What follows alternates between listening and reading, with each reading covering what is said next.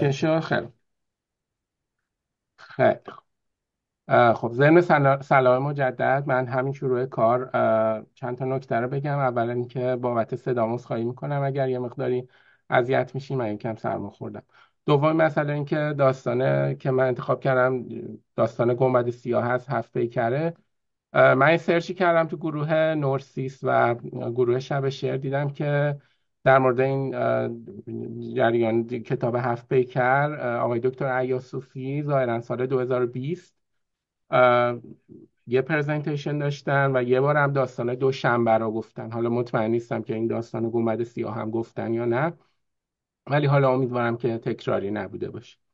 و علت انتخاب این داستانم هم این بود که خب به هر حال چون که ما چهارشنبه ولنتاین بود و پس فردا هم جشن سپندارمزگان هست، گفتم که شاید بد نباشه که هر نظامی خب به هر حال دیگه سرآمد داستان‌های عاشقانه است. البته که خب این داستان گنبد سیاه بیشتر از این که عاشقانه باشه داستان اروتیکه و من از این بابت عذرخواهی میکنم از حضار.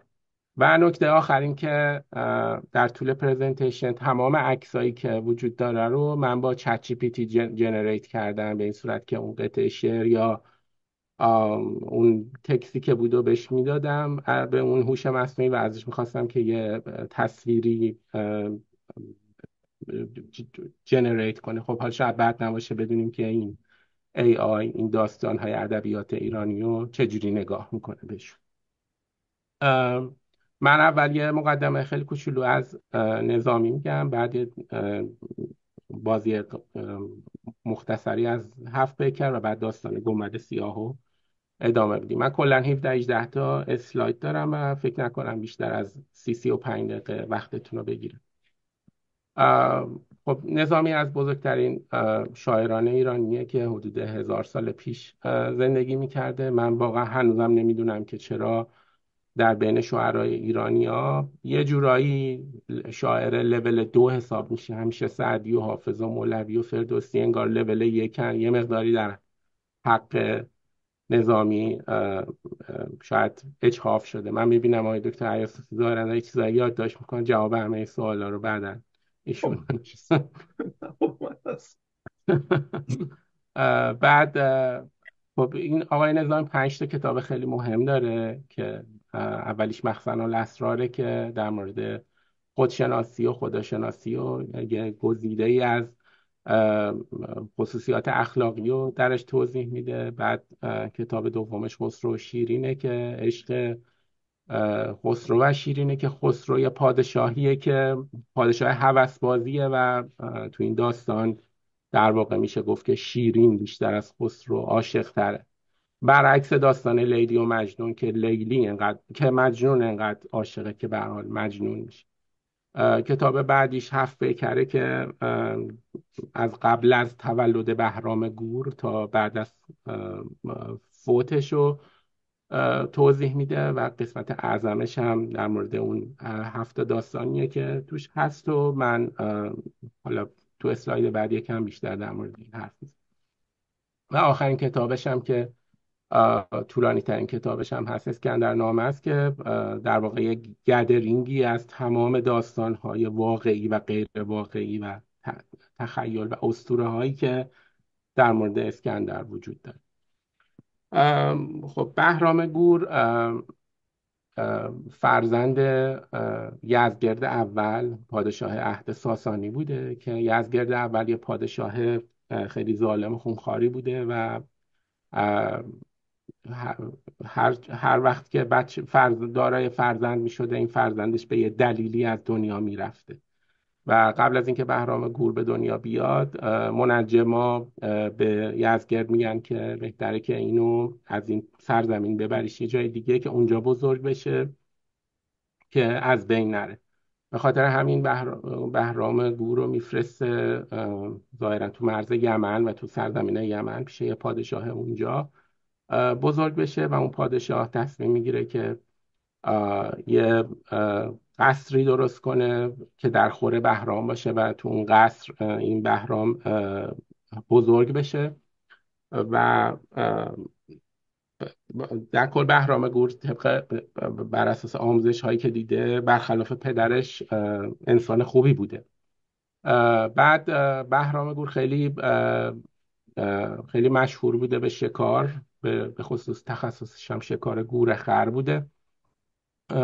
و یه سیگنیچری هم داشته از شکار کردنش، اینکه گور خرایی که سنشون کم بوده، مثلا زیر 4 سال بودن، رو ران پاشون یه دونه تتو میکرده و امضای خودش رو میزده که بعدا دیگه کسی اینو شکار نکنه، حتی اگه بزرگ شده بودن هم به احترام بهرام اگر یه گور خری میدیدن شکارچی های دیگه اونو شکار نمیکردن.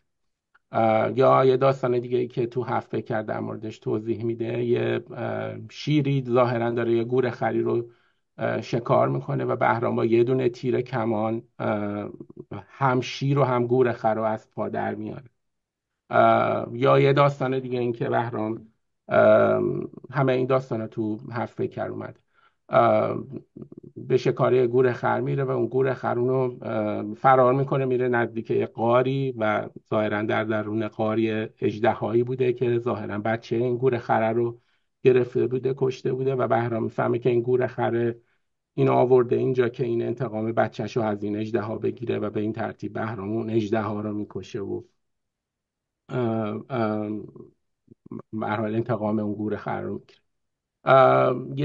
یه چیزی که هست، این یه اون پادشاهی که پادشاهی یمن که بهرام زیر دستش بزرگ می شده، اون قصری که درست میکنه میده دست یه معمار خیلی زبردستی به اسم سنمار که اون قصر رو درست میکنه. و یه داستان جالبی هم داره سنمار که آقای بهرام بیضایی نمایشنامه خیلی قشنگ در موردشون نوشتن که چند تا فیلم هم از روش ساخته شده. آم، داستانش اینه که اون قصر وقتی که تموم میشه خیلی زیبا بوده و اون پادشاهی هم به وجد میاد، به طوری که با سنمار داشتن از قصد بازدید میکردن و انقدر بهش هدیه و پول و اینجور چیزا میده که سنمار میگه که من اگه میدونستم قراره اینقدر به من هدیه بدی یه قصر قشنگتر درست میکردم. و همین باعث میشه که پادشاه اونو از یکی از گنبدا پرت کنه پایین و در واقع قربانی کنه از ترس اینکه مبادا قصری قشنگتر از این در آینده درست کنه. به هر حال بهرام تو این قصر بزرگ میشه و باز توی یک از داستان‌ها توضیح میده که این قصر یه اتاق مخفی داشته که به یه طریقی کلیدش رو بهرام پیدا میکنه و به اون قصر، به اون اتاق مخفی میره و میبینه یه نقاشی رو دیوار هست که عکس خودشه با 7 خانم، در واقع 7 ملکه نشسته. و بعد این کلید اصلی این داستان هفت پیکر هست، به خاطر اینکه بهرام بعد بزرگ میشه، وقتی که خبر مرگ پدرش که پادشاه ایران بوده رو میشنوه، تصمیم میگیره که بیاد تاج و تخت و پس بگیره از یه آدم دیگه ای که اونجا بوده. و بعد اون آدم هی نامه‌نگاری میکنه به بهرام که لازم نیست بیای و تو اینجا وجهی نداری. بهرام میگه نه من باید بیام، من ارثمه. خلاصه بهرام این آیدیا رو میده که ما تاج پادشاهی رو بین دو تا شیر گرسنه قرار میدیم و هر کسی که تونست این تاج رو برداره میشه پادشاه. و تو این رقابت بهرام برنده میشه و به این ترتیب میشه پادشاه. وقتی که پادشاه میشه دستور میده که یه قصری براش درست میکنن که 7 گنبد داشته و این گنبد ها هر کدومشون یه رنگی داشتن و از یکی از سیارات آسمان الهام گرفته شده. و دستور میده که 7 پرنسس های مملکت های دیگه مثل روم، چین، هند، از کشورهای دیگر رو برای بهرام بیارن که به عنوان همسر با اینا باشه. و داستان از این قراره که هر روز هفته از شنبه تا آخر هفته تو یکی از این قصرها بهرام به سر میبره و با یکی از اون پرنسس هایی که هست. و داستان به این ترتیبه که شب قبل از اینکه بخوابن اون پرنسس باید یه داستانی رو برای بهرام تعریف کنه، که خب این هفت پیکر در واقع مین استریمش در مورد این داستاناییه که این پرنسس ها برای بهرام میگن. خب داستانای تورانی هم هستن، هر کدومشون بین 300 تا 500 بیتن مثلا همین داستان بهرام گور، همین داستان گنبد سیاه که امشب میخوام بخونم حدود 500 بیته و خب خیلی زیاده. من یه چیزایشو انتخاب کردم. خب ما نمیدونم چه جوریه که تا اسم بهرام گور میشنویم ناخودآگاه این بیت از خیام که بهرام که گور میگرفتی همه عمر، دیدی که چگونه گور بهرام گرفت رو به یادمون میاد. اینو آقای کاکاوند خیلی قشنگ توضیح داده، یه ویدیو 2 دقیقه است، اینو لطفا با هم دیگه ببینیم. میگه آن قصر که با چرخ همی زد پهلو، پهلو زدن یعنی برابری کردن، این قصر با شکوهی بوده.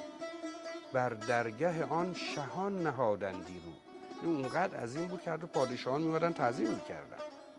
دیدیم که بر کنگرهش فاخته ای، بنشسته همی گفت که کوکو کوکو. مشهوره که در بلندی ها و ویرانی ها زندگی میکنه فاخته. حالا این میخونه میگه کوکو کوکو، اما معنی داره. کو کجاست؟ یعنی همه اون عظمتی که در گذشته بود نیست، و کجاست؟ این فانی بودن همه اون چیزایی که ما عظیم پنداشتیم یک تلنگر به بشر، همون که شما گفتید جمع نکن. برای چی داری؟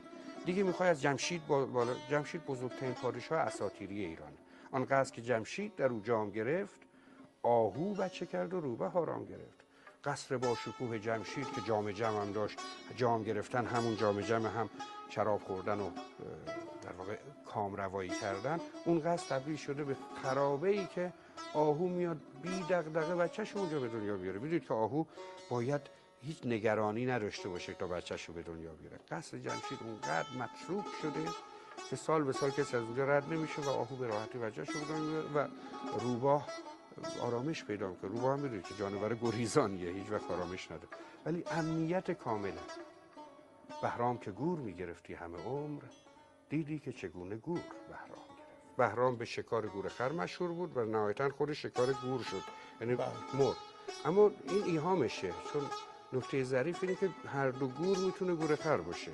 چون در داستان زندگی بهرام گور، آخرین باری که بهرام دنبال یه گورخر رفت که شکارش کنه، گورخر وارد غاری شد، بهرام هم رفت دیگه برنگشت. در واقع این دفعه گورخره بهرام رو شکار کرد.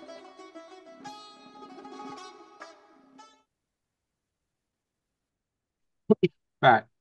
خب حالا با این تفاصیل ما داستان گنبد سیاه رو شروع میکنیم. خب داستان گنبد سیاه داستان روز شنبه هست و بهرام گور خودش لباس سیاه پوشیده و میره تو گنبد سیاه رنگ که دختر پادشاه هند، که نه تنها خودش لباس سیاه پوشیده بلکه خب چون هنده یه مقداری خودش هم سیاه چرده هست و قراره که دختر پادشاه یه داستانی رو تعریف کنه. و این داستانی که میخواد تعریف کنه اینجوری شروع میشه که گفت و از شرم در زمین میدید، آنچه زان کس نگفت و کس نشنید.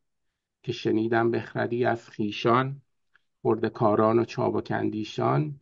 که ز بانوان قصر بهشت، بود زاهد زنی لطیف سرشت. این دختر پادشاه هند داره برای بهرام گور تعریف میکنه که من در زمان بچه، خب من بچه که بودم تو قصری که توی هند داشتیم یه خانمی بود که از کدبانوان قصر بهشت بود و هر چند وقت یه بار، ماهی یک بار میمد به ما سر میزد. آمدی در سرای ما هر ماه، سر به سر کسوتش حریر سیاه. که سر تا پا ابریشم سیاه میپوشید این خانم و ما همجور ازش میپرسیدیم که تو چرا انقدر همیشه لباس سیاه به تن داری. و میگفت که میپرسیدیم باز جستند که از چه ترس و چه بیم، در سوادی تو ای سبیکه ی سیم. انقدر از اصرار میکنن به این کدبانوی قصر بهشت که تو چرا سیاه میپوشی که به هر حال اون تسلیم میشه و میخواد که جریان سیاه پوشیدن رو توضیح بده. و اینجوری شروع میکنه که من کنیز فلان ملک بودم، که از او گرچه مرد خوشنودم. ملکی بود کامگار و بزرگ، ایمنی داده میش را با گرگ. فلک از طالع خروشانش، خوانده شاه سیاه پوشانش. اون کنیز تعریف میکنه که من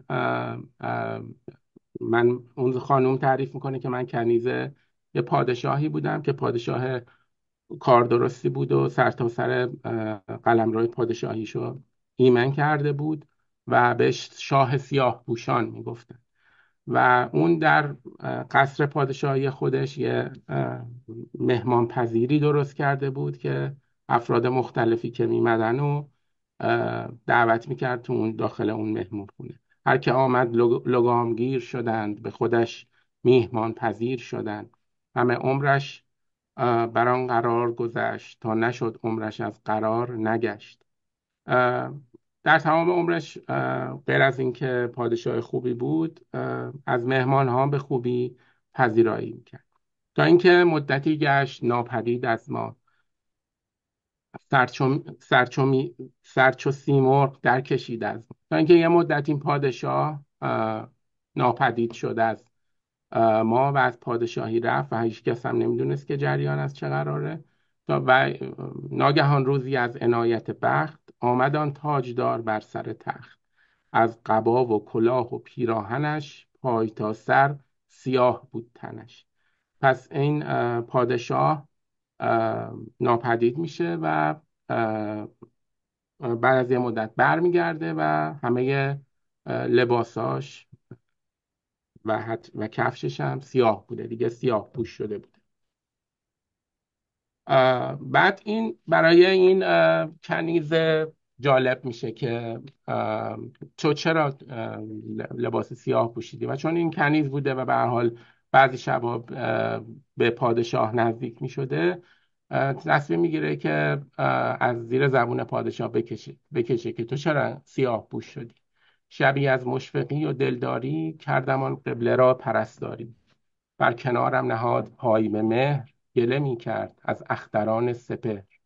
کاسمان بین چه ترک تازی کرد، با چو من خسروی چه بازی کرد. اه، چون به هم نزدیک شدیم، پادشاه هم شروع کرد با من درد دل کردن که چقدر زمونه سخته و داره به من سخت میگذرونه و اینا. اینجاست که اون کنیز فرصت و غنیمت میشماره و تصمیم میگیره که از زیر زبون پادشاه بکشه که تو چرا سیاه پوش شدی. پاسخ شاه را سگالیدم، روی در پای شاه مالیدم. باز پرسیدن حدیث نهفت، هم تو دانی و هم توانی گفت. بعد بالاخره اینقدر اصرار میکنه از پادشاه و پادشاه تصمیم میگیره که جریان لباس پوشیدنش رو بگه. حالا چون یه چند لول رفتیم جلو برای اینکه ریویو کنیم، شب شنبه هست، در گنبد سیاه هستیم. بهرام گور تو گنبد سیاه اومده پیش پرنسس هند که اونم لباس سیاه پوشیده و داره اولین داستان رو براش تعریف میکنه. داستان این که داستان اون کنیزی که در بچگی در قصرشون رفت آمد میکرد و سیاه پوش شده. از اون کنیز پرسیدن که چرا سیاه پوش شده، گفته که من کنیز فلان ملک بودم و اون ملک سیاه پوش شده بود. و حالا دیگه از اینجا به بعد داستان از زبان اون پادشاه هست که چرا سیاه پوش شد. و شروع میکنه میگه گفت چون من در این جهانداری، خو گرفتم به میهمانداری. از بد و نیک هر که را دیدم، سرگذشتی که داشت پرسیدم. خب من چون مهماندار بودم، هر کی میمد سرگذشتش رو میپرسیدم، تا اینکه روزی آمد غریبی از سر راه، کفش و دستار و جامه هر سه سیاه.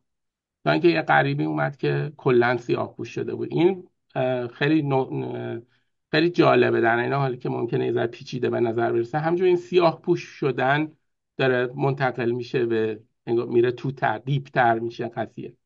گفتم ای من نخوانده نامه تو، سیه از بهر چیست جامعه تو. گفت بگذار از این سخن بگذر، که ز سیمرغ کس نداد خبر. هی از این اصرار و از اون انکار که آقا چی شد که تو سیاه پوش شدی. و گفتمش بازگو بهانه مگیر، خبرم ده ز قیروان و ز قیر. چون ز حد رفت خواستاری من، شرمش آمد ز بیقراری من. یه انقدر اصرار کردم که گفت شهری است در ولایت چین، شهری آراسته چو خلد برین. آنچه در سرنوشت این سلب است، هرچه ناخوانده قصه ای عجب است. سلب با سین یعنی لباس. به هر حال اون مسافری که اومده بود تو اون مهمان خانه گفتش که یه شهریه تو ولایت چین که اونجا همه سیاه‌پوش هستن و در همین حد به این پادشاه توضیح داد و این سخن گفت و رخت بر خرب است، آرزوی مرا در آن درب است. قصه گو رفت و قصه ناپیدا، بیم آن بود که من شوم شیدا. همینو گفت و رفت. بعد خب پادشاه خیلی تو فکر فرو رفت و خیلی شروع کرد به تحقیق کردن از این ور و اون ور و همه کسایی که میدونست که این جریان این ولایتی که تو چینه و همه سیاه پوشتن چیه. چنین از این قصه جستجو کردم، بیدق از هر سویی فرو کردم. چند پرسیدم آشکار و نهفت، این خبر کس چنان که بود نگفت. به هر حال انقدر من تحقیق کردم و از هر کی میپرسیدم و چند نفر رو فرستاده چین و اینا، آخرش کسی جواب درست بهش نمیده. تا اینکه این پادشاه انقدر ذهنش درگیر بوده که عاقبت مملکت رها کردم، هیچی از خانه پادشاه کردم. یه نفر رو میذاره جای خودش از اقوامش به عنوان پادشاه و مملکت رو رها میکنه و شروع میکنه میره اون ولایت چین و خلاصه پرسون و اه، هی آدرس میگیره و فلان و اینا. حالا اینو برای خیلی طولانیه و در این حال که خیلی جذاب توضیح میده نظام.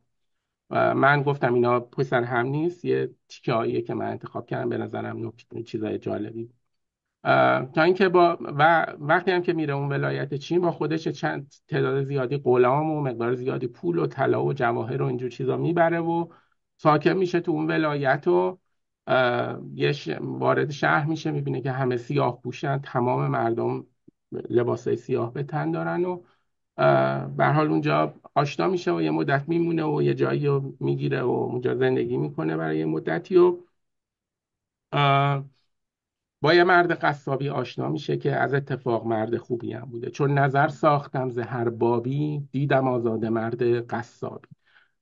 اینجا به نظرم خیلی نکته ظریفی هست که قابل تأمله که قصاب در ادبیات ما معمولا آدم خوبی نیست، وجهه درستی نداره در اشعار ما، به خصوص سعدی. مثلا سعدی در باب قناعت یه شعر معروفی داره که ترک احسان خواجه اولاتر که احتمال جفای بوابان، به تمنای گوشت مردن به که تقاضای زشت قصابان.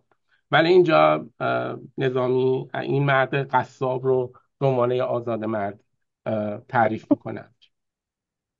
بعد این پادشاه شروع میکنه به این قصاب هدیه میده و کادو میده و پول میده و طلا میده و دادمش نقدهای رو تازه، چیزهایی برون ز اندازه.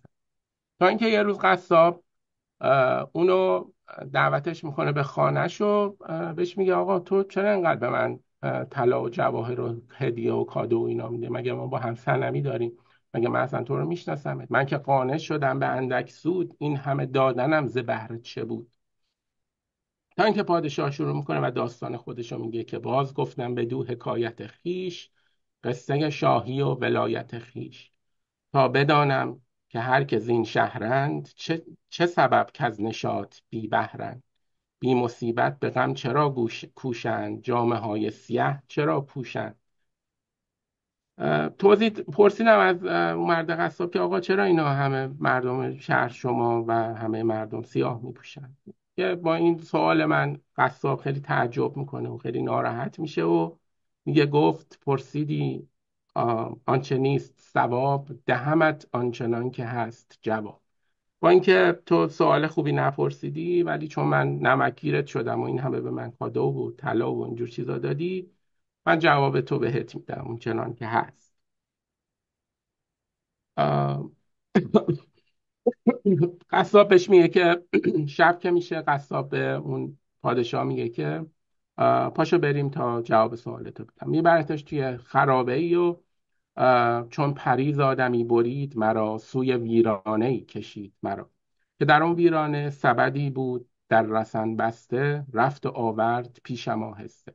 رفت یه سبدی آورد که پایینش یه طنابی بهش وصل بود و بعد این توصیف میکنه که یه میله هم از اون پایین به این طنابه وصل بود و به من گفت که تو این سبد بشین تا جواب سوالتو بده. گفت یک دم در این سبد بنشین، جلوه‌ای کن بر آسمان و زمین، تا بدانی که هر که مدهوش است، از چه معنی چنین سیه پوش است. این داستان گنبد سیاه و داستان شهر مدهوشان هم میگن، خاطر همین یه بیتشه. خب این حالا توصیف میکنه، من حالا اینا رو نیاوردم اینجا.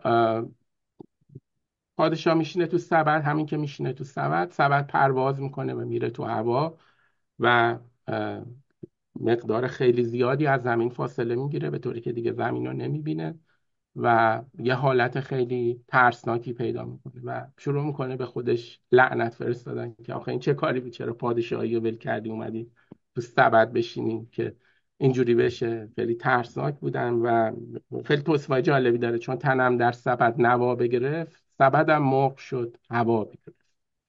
بعد اه، پلان بعدی اینه که همجور داشته به خودش لعنت میفرستاده که یه پرنده خیلی بزرگی شبیه سیمرغ میاد که تو شعر توصیف کرده که اندازه یه کوه این پرنده، میاد این سبدو از بالا، این دستگیره سبدو میگیره و من ناخودآگاه به ذهنم رسید که برای اینکه از این وضعیت رها بشم، پای این پنجه این پرنده رو بگیرم. دست بردم به اعتماد خدای، وان قوی پنجه را گرفتم پای. همین که پای این پرنده رو گرفتم، پرنده شروع کرد به پرواز کردن و حرکت کرد، رفت و هرچند میرفت جلوتر آب و هوا بهتر میشد، بوی خوبی به مشام میرسید و اینجا توصیف میکنه اینا میرسن به یه جایی که ظاهرا خود بهشت بوده و توصیف بسیار زیبایی داره از این مغزا رو، چه گلهای قشنگی، چه فضای قشنگی، چه بوی مطبوعی.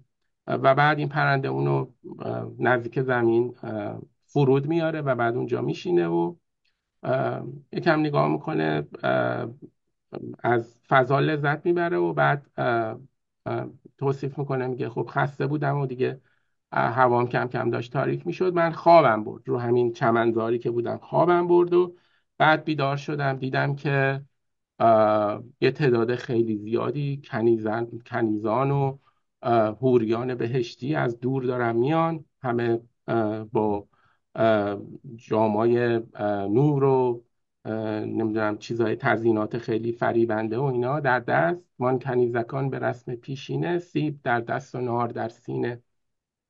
اومدن جلوی منو فرش انداختند و تخت زدند، راه صبرم زدند و سخت زدند. بعد برای من تخت زدن و یه خیلی پذیرایی ویژه‌ای از من کردن، تا اینکه آفتابی پدید گشت از دور، کاسمان ناپدید گشت از نور. تا اینکه اون بانو بانوانشون، در واقع اون سرحلقه این کنیزکان از دور نمایان شد و یه حوری خیلی زیبایی بود و از دور اومد و چند تا از این کنیزام دور و برش بودن و رفت نشست اون زیر اون تاقی که برش زده بودن و چون زمانی گذشت سر برداشت، گفت با خادمی که در برداشت. یکم که گذشت اون بانو به اون خادم خودش گفتش که که ز نامحرمان خاک پرست، می نماید که شخصی اینجا هست. به نظر که از زمین یه نفر اومده تو بهشت ما و خیز و برگرد گرد این پرگار، هر که پیش آیدت به پیش من آر.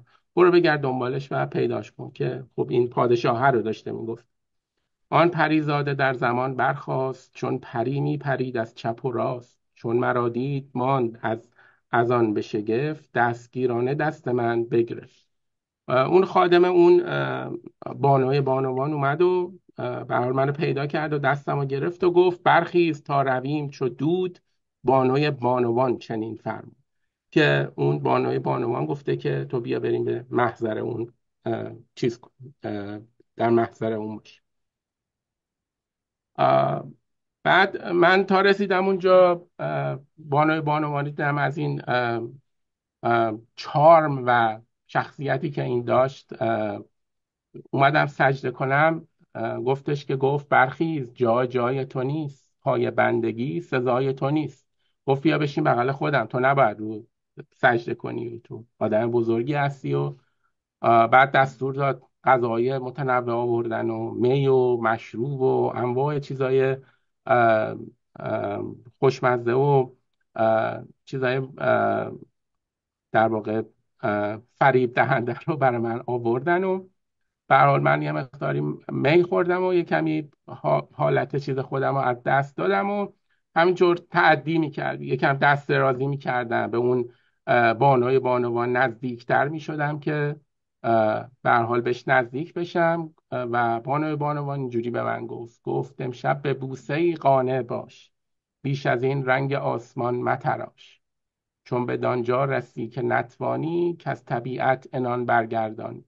گفتش که حالا امشب بوسه قانع باش و تحمل کن، اگر که واقعا انقدر صبرت زیاد شد و صبرت لبریز شد و نتونستی تحمل کنی، زین کنیزکان که هر یکی ماهی است، شب عشاق را سحرگاهی است، حکم کن که از خودش کنم خالی، زیر حکم تو آورم حالی. گفتش که اگر خیلی بهت فشار اومد به من بگو که هر کدوم از این کنیزکان که میخوای و انتخاب کن و به من اشاره کن که من اونو در اختیارت قرار بدم و تو پیش اون باشی، ولی به من نزدیک نشو، حد خودتو نگه دار. خلاصه این جریان ادامه پیدا میکنه و 29 شب بدین دل افروزی، بود بازار من بدین تیز، که 29 شب به این ترتیب گذشت که اول شب نظارگه هم نور، آخر شبم آشیانم هور، که من هی نزدیک می شدم به این هوری، ولی هوری به می گفت که حد خودتو نگه دار و تو با کنیزکان باش فعلا تا بگذره این شب. تا اینکه شب سیام میرسه و شروع میکنه به دیگه تحملش هم تموم شده بوده. پادشاه صبر کردن شبی محالی نیست، آخر امشب شبی است سالی نیست، در صبوری بدان نواله نوش، مهل میخواست من نکردم گوش. هی به من گفت که تحمل کن، ولی من گوش ندادم. وقتم از دور گفت که نادان، لیس قریه وراء عبادان. لیس قریه وراء عبادان ظاهرا ضرب المثلیه که اونجا در زمان نظامی استفاده می شده که هیچ آبادی اونورتر از آبادان نیست. معنیش اینه که بالاتر از سیاهی رنگی نیست. من خام از زیادت اندیشی، به کمی افتادم از بیشی، تا به دانجا رسید که از چستی، دادم آن بند بسته را سستی. تا اینکه بالاخره انقدر تحملم زیاد شده بود، گفته بود پادشاه به بانوان گفته بود که نه، من باید حتما امشب در کنار تو باشم. بانوان بهم گفت یک لحظه دیده را در بند، تا گشایم در خزانه قند. گفتش که یه لحظه چشماتو ببند تا من لباسمو در بیارم. من به شیرینی بهانه او، دیده بربستم از خزانه او. چون یکی لحظه مهلتش دادم، گفت بگشای دیده بگشادم. تا اینکه چشممو بستم و اون کارش انجام داده، به من گفت چشمتو باز کن. کردم آهنگ بر امید شکار، تا درآرم عروس را به کنار. دستمو دراز کردم که اون بانوان رو بگیرمش، که چون که سوی عروس خود دیدم، خیشتن را در آن سبد دیدم. هیچ کس گرد من نه از زن و مرد، مونسم آه گرم و بادی سرد. بخت چون از بهانه سیر آمد، سبدم زان ستون به زیر آمد. تا اومدم دستمو چیز کنم، دیدم که تو اون سبدیم و تو اون خرابه ای که از اول اون مرد قصاب منو برده بود. تا اینکه مرد قصاب اومد پیشم و گفت اگر گفتمی تو را 100 سال، باورت نامدی حقیقت ها. حتی من 100 سالم برای تو توضیح میدادم، تو این جریان رو باورت نمیشد، تا اینکه خودت باید میرفتی این سفر رو انجام میدادی و این تجربه رو میکرد. بعد در آخرم من 3 بیت آخر این داستان گنبد سیاه رو آوردم که 7 رنگ است زیر 7 اورنگ، نیست بالاتر از سیاهی رنگ. چون که بانوی هند با بهرام، باز پرداخت این فسانه تمام. شه بران گفته آفرین ها گفت، در کنارش گرفت و شاد بخفت. خیلی ممنون از توجه دوستان. اگر صحبتی داریم در خدمت. بله. بسیار زیبا بود امیر آقا. دست در نکنه. عالی. خواهش خیلی خوب بود، متشکرم. می‌کنم. خیلی عالی بود همین، واقعا دمت گرم. این چجوری این کداشو دادی که این عکس‌ها رو در بیاری؟ حالا من که سرم نمیشه، ولی چقدر جالب بود. سلامت باشین. نه خیلی سخت نبود. من همین شعرها رو تقریبا میدادم به چت جی پی تی و اینو برام تولید میکرد. به البته خب فارسی بعضی جا آره به فارسی میدادم. بعضی جاش خب چت جی پی تی در مورد مثلا شکار کردن محدودیت داره. اون جایی که مثلا یه تیری زده، هم به شیر خورده هم به گوره خر، مثلا اینو میگفت که من نمیتونم این ریکوست رو انجام بدم. بعد میگفتم حالا مثلا ایم کن بهش که چیز نکنه. چقدر جالب، چقدر جالب. آقا خیلی داستان جالبی بود. حالا این پیامش به نظرت چی بود؟ اون تهش حالا میگفت که این حالا چی شد دستت رو کردی و بعد به سبد خوردی و فلان اینا، خب می‌خواد چیه؟ پیامش من حالا چیزایی که خوندم، اولین یکی از بزرگترین پیامش اون جایی که میگه صبر کن و به حد خودت قانع باش و زیادی دست درازی نکن. و دومیش این که آقای دکتر سروشی نقد جالبی داره در مورد این، میگه که اون جایی که توصیف میکنه اون بهشت و در واقع بهشت بوده و این داستان زندگی همه ماست که از اون نیستان جدا شدیم و به خاطر همینه که هممون سیاه پوشیم و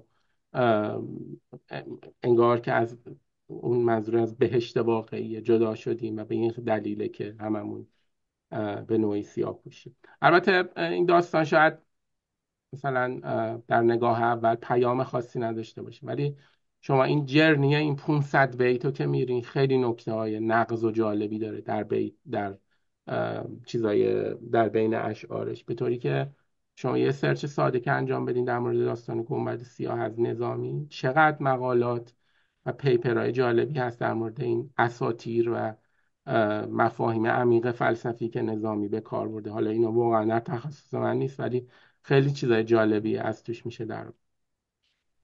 حالا یه سوال که هست، این بهرام گور که خب شخصیت واقعی بوده، ولی این داستان‌های هفت پیکری که نظامی گفته بیشتر حالت افسانه است، درسته؟ بله این داستان واقعی هم بوده، ولی خب آره دیگه اون داستان دیگه یعنی یعنی چون این شاخ بهرام و برگ الان میدادش به. 38 سال بیشتر عمر نکرده تا اونجا که حالا حداقل این چیزا نوشته بود. 38 سال بیشتر عمر نکرده، جنگی بود و بعد حالا پادشاه شد و حالا همه این داستان و اینا. بله به نظر این همینجوری. نظامی از این استفاده کرده برای اینکه حالا این چیزو بگه. ولی چقدر زیبا، چقدر جالب. عجب. حالا که یوسفی نظری دارین؟